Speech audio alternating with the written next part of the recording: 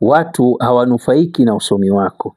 Ni bora ya mjinga kuliko kuwa na mtaalamu ambao jamii yake hainufaiki na taaluma yake.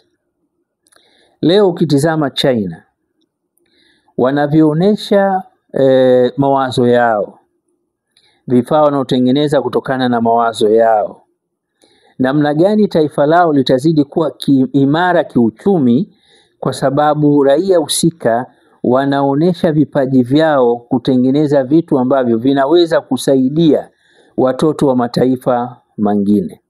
Swali la kujiuliza, wamewezaje wao kufika hapo? Kwa nini watoto zenu, kwa nini wasomi wenu hawajafika hapo? Ni swali la kujiuliza kwa mtu mwenye matumizi bora katika safari yake ya maisha. Watu wote wanawezekana wakawa wana matumizi ya akili, lakini sio bora. Matumizi bora ni kuja na mbadala wa changamoto zinazowakabili wahusika, jamii husika.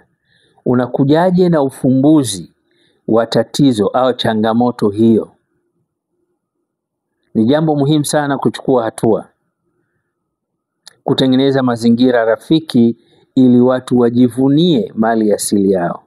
Kama tutapata uhuru wa kiakili, tutaanza kuchukua hatua madhubuti. Si kumbana mtu kwenye mifumo yako ili awe rahisi kukupa formula yake au taratibu yake, yani ufanisi wake. Ni rahisi kutengeneza mifumo mizuri, kila mtu atembee kwa mujibu wa mtazamo wake. Kazi ya mama na baba ni kuzaa. Kazi ya kumfanya mtoto asimame haraka au atembee haraka si kazi yake. Kazi yake ni uangalizi tu na kutengeneza mazingira rafiki. Kwa hiyo kwenye kusherehekea, upande wa T.R. Msigwa atathibitisha hilo na ataeleza faida 3 kwa kuzichambua.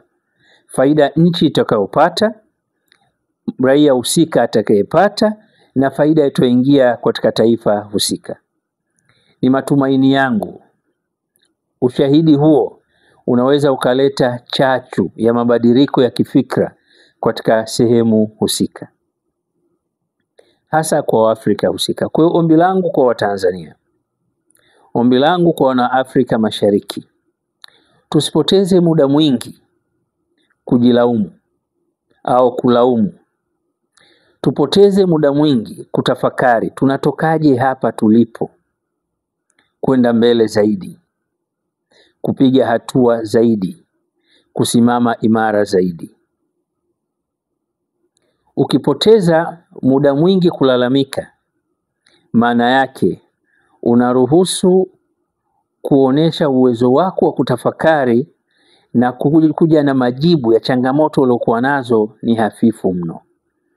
Nimeyasema hayo muda huu, nimepata nafasi hiyo, nimeona nitume ujumbe wangu huu kwenye mitandao ya kijamii. So T.R. Msigwa anafuatiliwa na watu wengi sana, na watu wanataka kusikia T.R. Msigwa leo amesema nini na amefanya nini.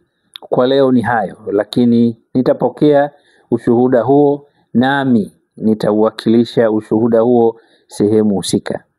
Kama nitakuwa live wakati nawakilisha vyema, kama wakati napokea maoni hayo vyema, nami nitawakilisha kuonesha mchango wangu kwenye jamii husika.